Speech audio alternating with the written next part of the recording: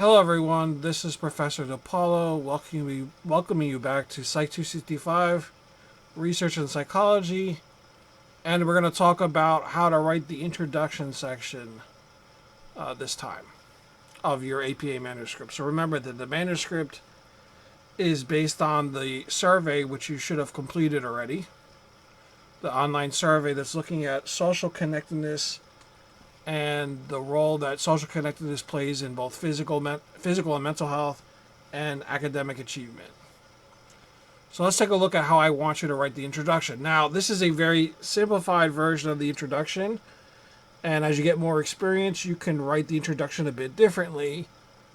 But this is an effective way to write a basic introduction, especially if you're starting out learning like you guys are, right? Like you folks are right now.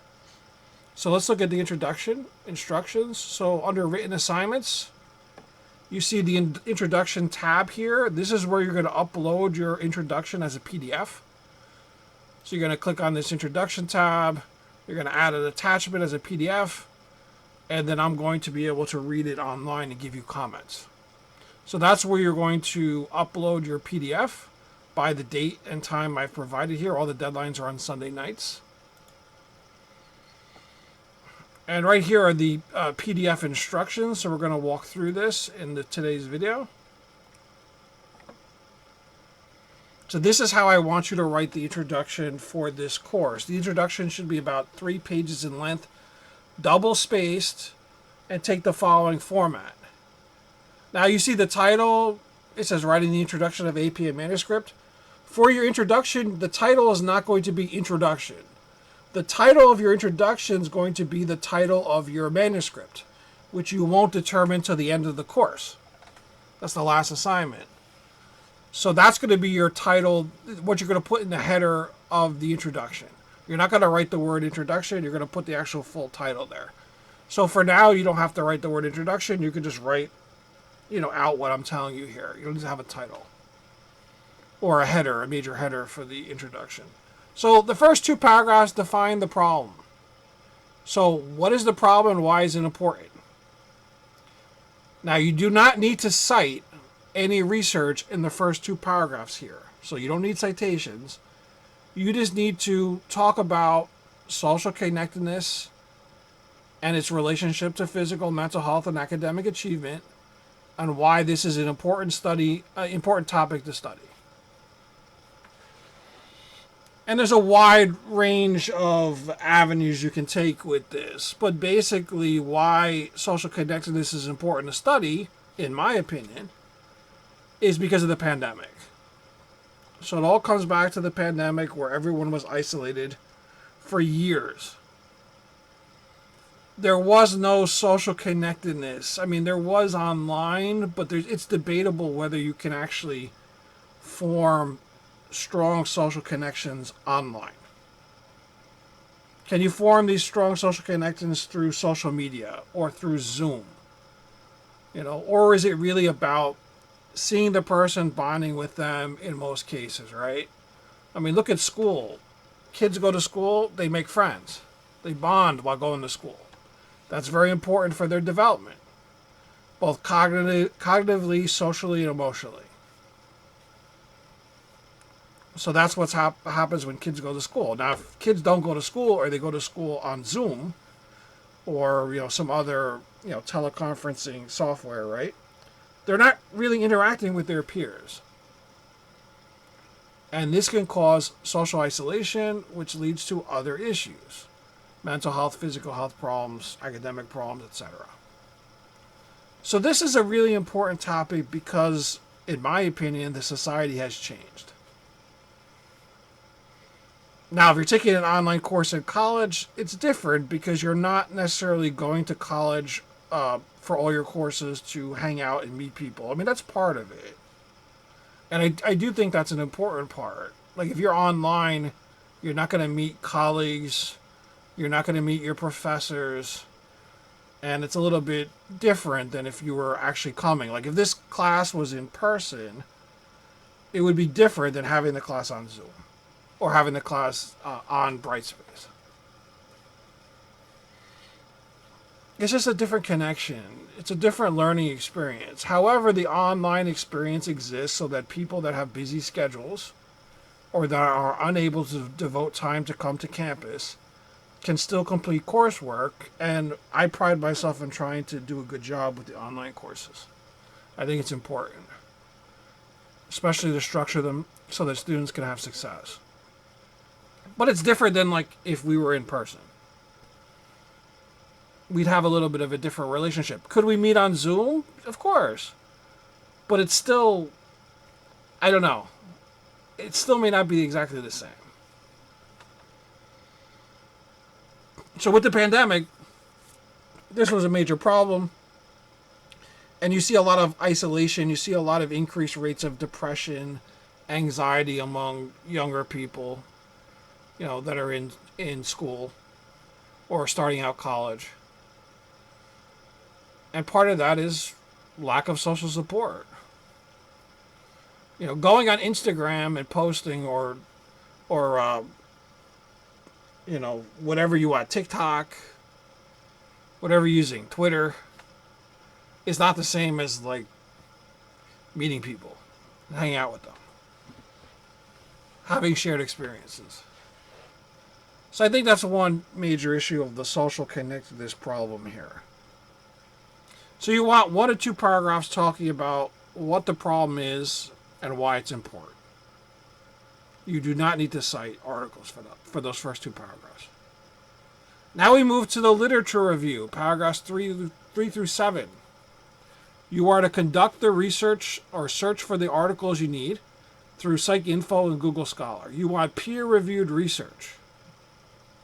You are to identify 5 articles. So you need to have 5 articles that are relating to previous research, and 1 article relates to each of the 5 hypotheses we are testing. So a total of 1 article per hypothesis for 5 total articles. You want to write 1 large paragraph for each of the 5 studies that you will review. For each paragraph, you're going to write the main hypothesis of the study, describe the methodology and design of the study, and provide the results and conclusions of the study. You don't need actual statistics. You can just summarize 1 solid paragraph, and you're going to cite each of those studies. So in-text citation, which is parentheses, author, comma, year. So paraphrase, put it in your own words, right? You're going to paraphrase the article you're reading. You're going to write a 1-paragraph summary of that article, and then you're going to cite that article using parentheses, author, comma, year, end parentheses. That's an APA in-text citation. You are not using direct quotes. You are not using block quotes. Paraphrase everything. So you need 5 hypotheses. Here are our hypotheses. Here are the 5 here. I'm going to go through them in a second. So once you've written these 5 paragraphs, each paragraph relating to 1 study that you got, 1 article that you got, and you're citing author, comma, year format, APA style, you're going to have paragraph 8, which is the purpose and the hypotheses. Now for paragraph 8, all you have to do is write these hypotheses out in a paragraph form. So you're not going to list them. I've listed them. You're going to write them in paragraph form. That's going to be your 8th paragraph. And that's it. You don't need anything more than this. So I've kept it as simple as possible. 8 paragraphs total. The 2 introductory paragraphs, what the topic is, why it's important. You don't need to cite in those 2 paragraphs. Then 5 paragraphs related to the literature review. Each hypothesis gets 1 article. So let's look at this first hypothesis. There is a positive correlation between social connectedness and life satisfaction. I need to find an article for this that talks about this. Research has already been done because that's part of my literature review. So I have to use either Google Scholar or PsycInfo for this. So let's do that. Let's try Google Scholar first because it's easier. I don't have to log in. I just type in Google Scholar, and here's your Google Scholar. Now, the first hypothesis is positive correlation between social connectedness and life satisfaction. So I can just write social connectedness, and you can change the terms if you need to. Like that. I spelled connectedness wrong. Okay, good. Now, wherever you see PDF or you see full view or you see, an article, HTML, that means that these articles are available. If you don't have this, that means the article is not available. You probably have to pay for it. Do not pay for any articles. Only use freely available articles. So here's belongingness, social connectedness, and life satisfaction in college students after the pandemic. This is very similar to what I'm testing, or what we're testing as a class. Or the study I designed for you folks to carry out. Now, if you want to read the abstract, you can just click on this link here. That gives you the abstract. Belonging has been greatly underrated since the pandemic. So this is exactly what I've been talking about. Now, this happens to be in Turkey. So is the behavior of students in Turkey different than in the U.S.? That's an important difference, right? But what they found was that life satisfaction was predicted by sense of belonging. And that belonging was, tarnished or kind of tampered with by the pandemic. So that might be a relevant article that you want to use in your literature review. And if it is, you're going to click the PDF here and you're going to get the whole article. There's the whole article. Journal of Happiness and Health, 2023. You would then read the whole article and give me a solid, large, one-paragraph summary of what happened. What was the hypothesis? What was the methodology? And what were the results and conclusion? You do not need to focus on the stats. So read the introduction. It's very important. Here's the introduction right here under the abstract. And these are various parts of the introduction. Read the methodology, because you want to know what they used and how they did it. The results, don't worry about the results. If you do not know statistics, don't focus on the results. Now, I could focus on the results because I know what this is, but you guys don't know what a CFA is. This is a confirmatory factor analysis. It's basically a model to look at each item and which items load on a given factor or a given construct. It's way beyond, a basic undergraduate course in stats would talk about. So you skip the results. If you want to know what they found, you could look at the results, but they're kind of cryptic here, right? Or you can look at the discussion. The discussion is going to tell you what they found in plain English without all these stats. Because here we have mediation model, we have confirmatory factor analysis. It's a mess, right? Like, this is an article for me to read. It's not an article for a beginning research student to read in terms of the results. But you don't need to know all this stuff. You can find this all out in the beginning of the discussion here. So there was a 3-factor model. Okay, and what did they find? There was correlation with the psychological sense of school membership. This is connectedness, right? Higher levels of connectedness or acceptance by faculty members was related to higher level of faculty and staff relations. So this tells you basically in Turkey they found stuff looking at social connectedness among students and among faculty. And here's about students here. Look, I mean, this might be a little bit more complicated, and if it is, and you don't feel comfortable, and this talks about life satisfaction, summarizing the research. If this is kind of just too much, then use a different article. We don't have to use this article.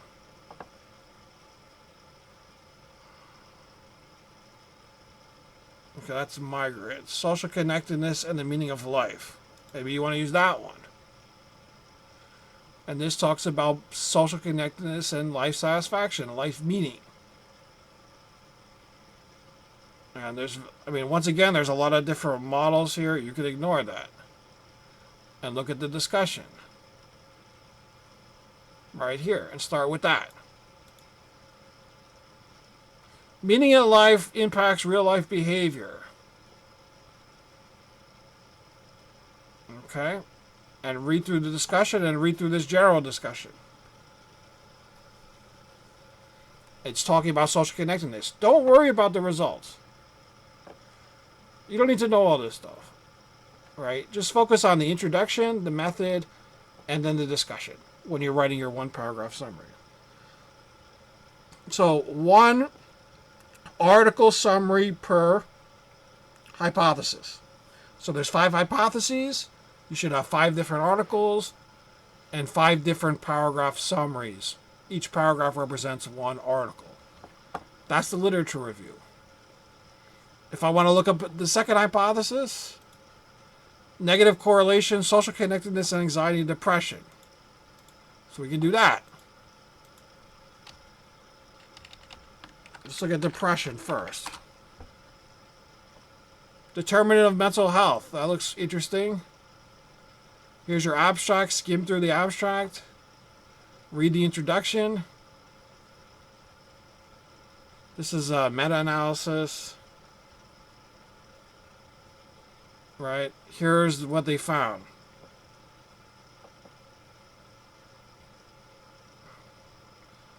Studies used at the depression scale, blah, blah, blah. You just got to skim through this to find the take-home points. Social support has shown benefits in abating, stopping symptoms of depression in 82% of the studies. Right? Now, if you don't like this kind of meta-analysis summary of all these studies, you can just find a different article. Here's one in adolescence.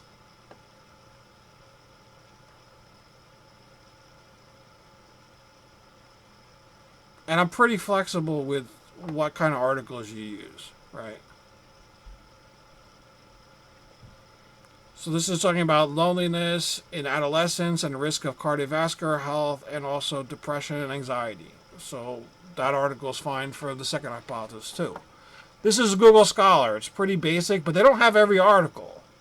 It's easy to use, it's fast, but there's not every article. So like this one doesn't have an article that we can get. Right, a lot of these do, but not everything. If you can't find articles here, you want to try the library, you can log into the library website. We want psych info, so database by subject. Select the subject, psychology. So this is the library tab under BMCC. We want database by subject, psychology. We want psych info, but you could also use psych articles. I'm going to use psych info.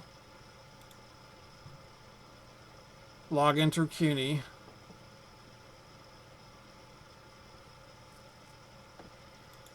And let's do social connectedness and anxiety for that second hypothesis again.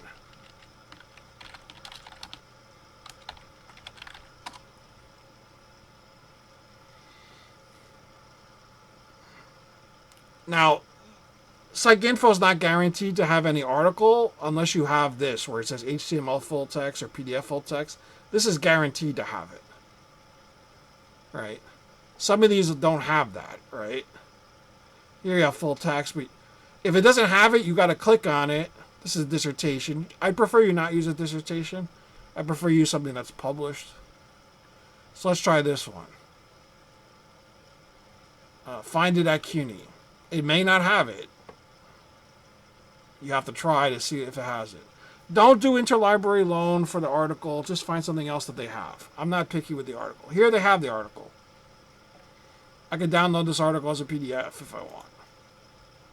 There's the article. Right? If this is an article you want to use, once again, focus on the introduction, the method, and the discussion. Don't worry about the results. Don't worry about the numbers. Some of these articles are lots of stats, lots of data. And that's how you use PsycInfo. So you have Google Scholar, you have PsycInfo through the library. You need to find 5 articles, one for each of the 5 hypotheses. Make sure you have 5 articles at minimum. Right, here are the other hypotheses. Negative correlation between social connectedness and somatization. Somatization is physical symptoms but no medical condition, so they're kind of psychologically, in some cases psychologically driven physical symptoms like tension headaches, which we really don't understand. Things along the lines of irritable bowel syndrome, which is chronic GI gastrointestinal issues that we don't understand. There's no medical, there's no organic basis. Right? They're called functional disorders sometimes. Because there's no medical cause. So doctors don't know how to treat it. They just say, oh, it's headaches. We don't know why you're getting headaches. Probably stress. Poor emotion regulation. Take this medicine for your headache. Well, how do I solve this problem, get rid of my headaches? The doctors don't know. You know, they don't send doctors, medical doctors don't send patients to psychotherapists. They might send them to a psychiatrist, but not to a psychotherapist. Very, very rare. So you're being treated with medication, which may work, may cause side effects, may not work, right? May make you feel crappy. You don't know. Here's another hypothesis. Academic performance is positively correlated with social connectedness. So we think if you're socially connected, you do better in school. And social connectedness is negatively correlated with stress. So if you're stressed, you know, if you're not connected, you have lower levels of stress. Or if you're stressed, you're not connected. Because when you're stressed, you may kind of withdraw. You know, you may not try to go out there and build relationships. You maybe just focus on your own stuff that's going on. So these are the 5 hypotheses we're testing. These are paragraphs 3, 4, 5, 6, and 7. One paragraph for each article, one article for each of these 5 hypotheses. And then the last article, all you have to do is write these hypotheses in one continuous paragraph. Don't list them. Put them in a paragraph. That's all you have to do. Just copy these into one paragraph.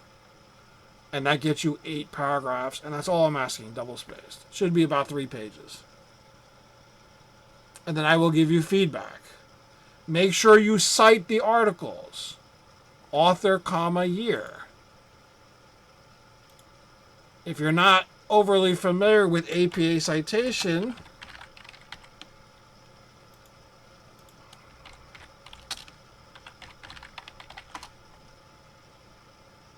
right, you can do this. Purdue Writing Lab is pretty good with this. In-text citations. And they'll tell you, paraphrase, don't use quotations. Do not use quotations in psychology. No direct quotes. Paraphrase, and then author, comma, year. You don't need to put the page number. Page numbers if you're using quotations. You don't need to use quotations. Don't use quotations. All right. Now, there's a couple ways you can cite it. You could do something like this. Here, Jones, comma, 1998. Put that at the end of the sentence before the period. That's one way to cite APA style. Or you can put the citation at the beginning of the sentence. Right? So instead of putting at the end Jones, comma, 1998, you could put Jones, parentheses, 1998. And then give the information. So you're citing it that way, like this. Like Jones, 1998. That's a citation too. But this is found at the beginning of a sentence. Or according to Jones, that's also the beginning of the sentence. Therefore, you don't have to put the citation. So it's either one you want. You can put the citation at the beginning of a sentence, like this, according to Jones, parentheses, 1998. Or you could put it at the end of the sentence like I showed you up here. Jones, comma, 1998, before the period, in parentheses. So you're going to want to cite for those 5 articles that you're borrowing from, that you're paraphrasing. Now, do you have to cite every sentence? No. You can cite once and be done with it. And then only change the citation if you're citing something different. So if you're citing the same source in the whole paragraph, you only need to cite once. You don't need to cite again until you change an article or a work that you're referring to. Right? So you don't have to write Jones 1998 after every sentence. It could just be one time, and then you can go, and then in the next paragraph when you change, you're going to change your citation. You're going to cite again, cite something different. And that's basically it. No long quotations. I know they're talking about direct quotes, and this is, no, you don't want block quotations. This is better for, say, English or writing literature. Psychology manuscripts do not use direct quotes, really, and they do not use block quotations. Maybe if you were doing a qualitative study and you wanted to directly quote someone in an interview that you did, then you might use quotations. But we're not doing a qualitative study, we're doing a quantitative study because we're looking at a survey. Surveys almost always quantitative. So in the vast majority of psychology papers or manuscripts, you're using paraphrasing. You're not using direct quotes. So you don't need page numbers.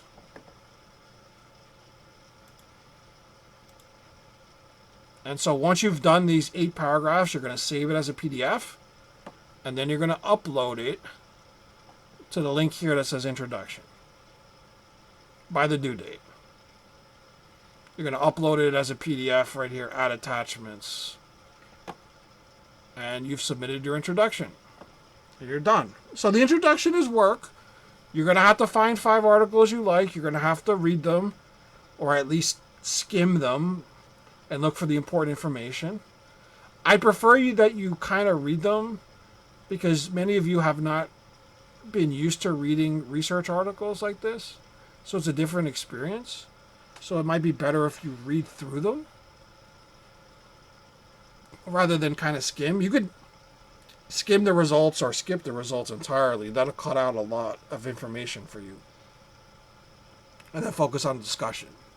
So focus on the introduction, the method, and the discussion when you read these articles. And then give me one large paragraph for each of the 5 articles, and make sure you cite those articles. And make sure you're paraphrasing. And that's about it.